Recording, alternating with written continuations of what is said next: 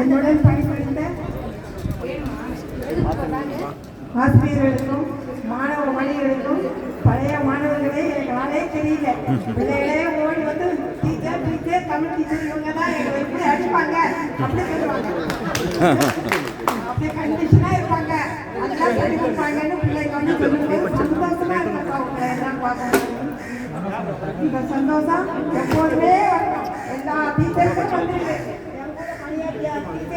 இருக்கிறாங்க. ரொம்ப சந்தோஷம்.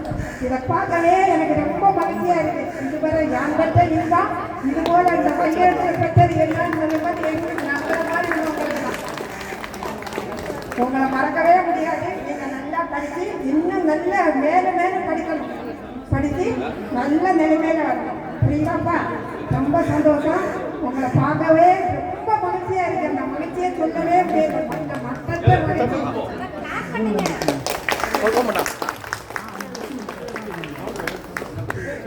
உங்களை எல்லாம் பார்த்ததே ரொம்ப சந்தோஷம்ப்பா. ரொம்ப இனிமே இந்த ஒரு வாழ்க்கையில இப்படி ஒரு சந்தோஷம் வரதே வராது. ரொம்ப சந்தோஷம். சரியா? வாழ்க்கையில நல்லா இருங்க, நல்லா படிங்க, இன்னும் படிங்க. ஒரு கூட இன்னும் படிச்சுக்கிட்டே இருக்கலாம். புரியுதா? படிச்சுட்டு வயசே கிடையாது. எப்ப வேணும்னாலும் படிக்கலாம். 100 வயசுல கூட படிக்கலாம். புரியுதா? நானும் கொஞ்சம் கொஞ்சமா படிச்சு படிச்சுதான் நல்ல நிலைமைக்கு ஆளாம். புரியுதாப்பா? என்னுடைய பிள்ளைகளும் அதே மாதிரி நீங்களும் நல்லா படிச்சு நல்ல நிலைமைக்கு ஆகணும். சரியா? ரொம்ப சந்தோஷம். எனக்கு பேச வாய்ப்பு கொடுத்ததுக்கு மிக்க மகிழ்ச்சி. Thank you so much ma'am. Actually பேச வாய்ப்பு கொடுங்க அப்படின்றத தாண்டி இன்னைக்கு வந்து உங்களுடைய நாள். ஸோ நீங்கள் எல்லாத்தையும் பேசுவோம். ஸோ அதுக்காக தான் இந்த நாள். ஸோ அடுத்ததாக லைக் டு இன்வைட் அம்சா இவன். ஸோ நீங்கள் பேசுங்க. இங்கு வருகை புரிந்திருக்கும் தலைமை ஆசிரியர் அவர்களுக்கும் மற்றும் என்னுடன் பணிபுரிந்த சக ஆசிரியர்கள் அனைவருக்கும் முதற்கண் வணக்கத்தை தெரிவித்துக் கொள்கிறேன். என்கிட்ட படித்த குழந்தைங்க இவ்வளோ நல்லா வளர்ந்து நல்ல நிலைமையில இருக்காங்களோன்னு பார்க்கும்பொழுது என் குழந்தைங்களை கூட நினைக்கிறேன். உங்களை வந்து ரொம்ப பாராட்டு. நீங்கள் இன்னும் குடும்பத்தில் மேலும் மேலும் நல்லா வளரணும், நல்லா இருக்கணும். ஆனால் நான் 82 பள்ளிக்கு வந்தேன். அப்போ ஒரே ஒரு ஷெட்டு தான் இருக்கும். இங்கே ஒரு கட்டடம் இருக்கும், அவ்வளோதான். அந்த ஷெட்டுலேயே எங்கிட்ட படித்த குழந்தைங்க கைத்துக்குண்டா அந்த குழந்தைங்களை அவ்வளோ அன்பா அதுங்களை வந்து 4 கிளாஸ் இருக்கும், 4 வகுப்பறை மூடி இருக்காது, திறந்து இருக்கும். ஆனால் 4 பேருமே போட்டி போட்டுக்கிட்டு ஒர்க் பண்ணுவோம். நீ பாடம் சொல்லி தெரியா, நான் ஒரு எழுத்து படித்து கொடுப்பேன், நான் எழுத்து படித்து கொடுத்தா நீ கணக்கு போடு. அதை மாதிரி பணி புரிஞ்சதால தான் எங்கள் குழந்தைங்க நல்லா நினைத்து வந்தாங்க. அப்போ வந்து பிரைமரி 1லேருந்து 4 தான். நாங்கள் ஷிஃப்ட் ஸ்கூல் 5, 6, 7, 8 மற்ற டீச்சர்ஸ் வருவாங்க. அந்த 3 மணி நேரத்தை ஆனால் அந்த குழந்தைங்க பண்ணாங்க என்ன சொன்னாலும் ஒபே பண்ணுவாங்க, கேட்பாங்க. இப்போ அப்படி இல்லைன்னு நான் நினைக்கிறேன். அப்போ எங்ககிட்ட வர குழந்தைங்களை களிமண்ணாக கொடுப்பாங்க. அதுங்களை நல்லா தயார் பண்ணி எனக்கு தேவை எண்ணும் எழுத்தும் சொல்லி கொடுத்துருவேன். தமிழ் எழுத்து, உயிரெழுத்து, மெய்யெழுத்து தெரிஞ்சால் போதும். அந்த குழந்தை புக்கை வச்சு படிச்சுப்பாங்க. அதே மாதிரி எண்கள் 1லேருந்து 100 தெரிஞ்சாலே அந்த குழந்தைக்கு போதும். மேலே மேலே மேலே படித்து வந்துடுவாங்க. ஆனால் ஒவ்வொரு வாட்டியும் ஹோம்ஒர்க் கொடுத்தா செய்வாங்க. ஆனால் அவங்க வர சூழ்நிலை வந்து ரொம்ப கஷ்டமான சூழ்நிலையில தான் வந்தாங்க. ஒரு 30 வருஷத்துக்கு முன்னே இந்த குழந்தைங்க எவ்வளோ கஷ்டத்துல தான் வரும் பள்ளிக்கு. சாப்பிடாதுங்க, யூனிஃபார்ம் இருக்காது. ஏதோ ஒரு பள்ளிக்கூடம் போனால் சத்துணவு கிடைக்கும்னு அப்பா அம்மா நம்பி அனுப்புவாங்க. அதுங்க வந்து எழுத்து ஏழை குழந்தைங்களுக்கு எழுத்து சொல்லி கொடுத்தாதான் நாம் நல்லா இருப்போம் ஒரே கொள்கை. எங்களுக்கெல்லாம் அப்போதான் அந்த குழந்தைங்களே நம்ம மேலே கொண்டு வந்துடணும்.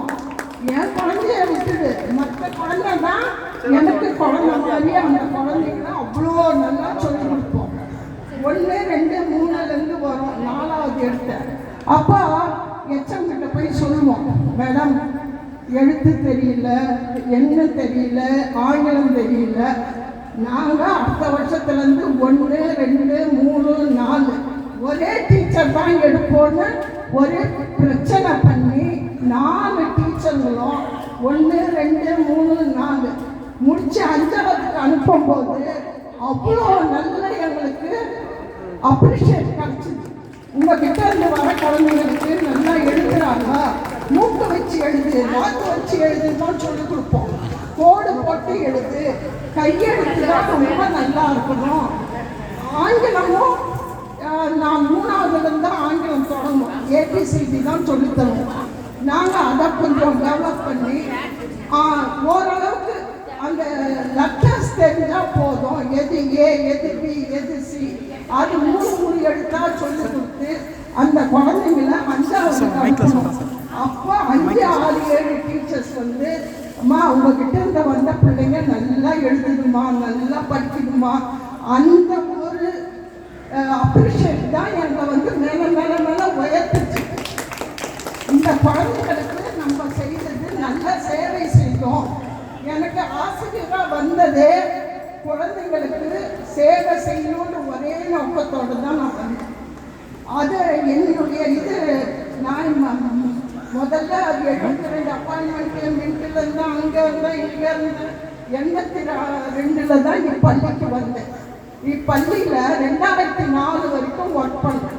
2004 ஜூலை 14 தான் திருவான்மூர் குப்பத்துக்கு எச்சமாக போனேன். அப்போ இந்த ரொம்ப நாளாக இந்த பள்ளிக்கூடத்தை என்னால் மறக்கவே முடியாது. நான் போன பிறகு நல்ல கட்டடங்கள்லாம் உருவாச்சு, பரவாயில்ல. நம்ம பணிபுரிந்த பள்ளிக்கூடம் இன்னைக்கு காலேஜ் லெவலில் வசதி நினைக்கும் போது ரொம்ப சந்தோஷமா இருக்கு. இதில் படித்து எவ்வளோ மாணவர்கள் நல்ல நிலையில் இருக்காங்க. என்னை பார்த்தா அம்மா நான் இந்த வேலையில் இருக்கேம்மா, இந்த வேலையில் இருக்கேம்மா சொல்லும்போது எனக்கு ரொம்ப சந்தோஷமாக இருக்கும். எங்களுக்கு தேவை இதுதான். ஆசிரியர்களுக்கு தன்னிடம் படித்த மாணவர்கள் நல்ல நிலையில இருக்கிறாங்க, அது ஒண்ணுதான் எங்களுக்கு தேவை. மற்றது பணம் காசெல்லாம் ஆகாது. நீங்க நல்ல நிலைமையில இருக்கணும். உங்க பிள்ளைங்களை நல்லா, நீங்க படிக்கலன்னா கூட உங்க பிள்ளைங்களை மேல மேல நல்லா படிக்க வைக்கும். படிப்பு தான் என்னைக்குமே அழியாத செல்வம். கல்வி வந்து யாராலையும் அழிக்க முடியாது. பணம் இருந்தால் கூட திருட்டிட்டு போயிடுவாங்க. ஆனால் படித்த படிப்பு வந்து என்றைக்குமே அழியாத செல்வம். நீங்களும் அவங்க சொன்ன மாதிரி எல்லாருமே நல்லா படிக்கலாம். வயசு அடுத்தது இதுவே கிடையாது, தடையே கிடையாது. மேலே மேலே மேலே நல்லா படித்து நல்ல நிலைக்கு வந்து அம்மா நான் இது மாதிரி இருக்கேன்னு சொல்லும்போது ரொம்ப சந்தோஷமாக இருக்குது. இப்போ கூட ஒரு குழந்தை சொன்னான், என் பையன் இன்னும் நல்லா படிக்கிறான், என் பொண்ணு இங்கே இருக்கானும் போது ரொம்ப மகிழ்ச்சியாக இருக்குது. நான் வந்து சிறுச்சேரியில் இருக்கேன். இது 3ஆவது இது. உங்களெல்லாம் மீட் பண்ணணும், உங்களெல்லாம் பார்க்கணும், உங்களெல்லாம் பண்ணணுன்றதுக்கே அவ்வளோ தூரத்துலேருந்து வந்து கலந்துக்கணும். இது எனக்கு ஒரு நல்ல வாய்ப்பு. என்கிட்ட படித்த குழந்தைங்களை பார்க்கணும், மேலே மேலே அவங்க நல்ல நிலைக்கு வரணும், அவங்க ஆசீர்வாதம் பண்ணணும். ஒரே நோக்கத்தோடு தான் நான் வந்திருக்கேன். வாய்ப்பு கொடுத்த அனைவருக்கும் நன்றி. ரொம்ப நாளாக அவங்கள்ட்ட பேசணும், 2 யூனியன்ல என்னால் பேச முடியல, என்னுடைய இதை சொல்ல முடியல. இன்னைக்கு வாய்ப்பு கொடுத்ததால ரொம்ப சந்தோஷம். அனைவருக்கும் நன்றி. நன்றிம்மா, நன்றிம்மா, ரொம்ப நன்றிமா. ஸோ மேம் ஒரு விஷயம் சொன்னாங்க, எண்ணம் எழுத்தும் எண்ணென்ற ஏனை எடுத்திருந்த இவ்விரண்டும் கண்ணென்ற வாழும் இருக்கு அப்படின்ற ஒரு விஷயம் திருக்குறள் அவ்வளோ அழகாக சொல்லியிருப்பாங்க, அழகாக சொன்னாங்க. ஸோ எண்ணம் எழுத்தும் அப்படின்றது தான் வந்து ஒரு வாழும் உயிருக்கு வந்து ரொம்பவே உகந்தது அப்படின்றத ரொம்ப அழகாக சொன்னாங்க. தேங்க்யூ ஸோ மச் அம்மா. ஸோ அடுத்ததாக சந்தா மேம் அவர்களை பேசுமாறு. ஓகே, ஸோ ராஜலட்சுமி அம்மா, ஸோ அவர்களை பேசுமாறு அன்பு நினைக்கிறேன். ஒரு மிகப்பெரிய கைத்தறி கொடுத்துடலாம் அவங்களுக்காக.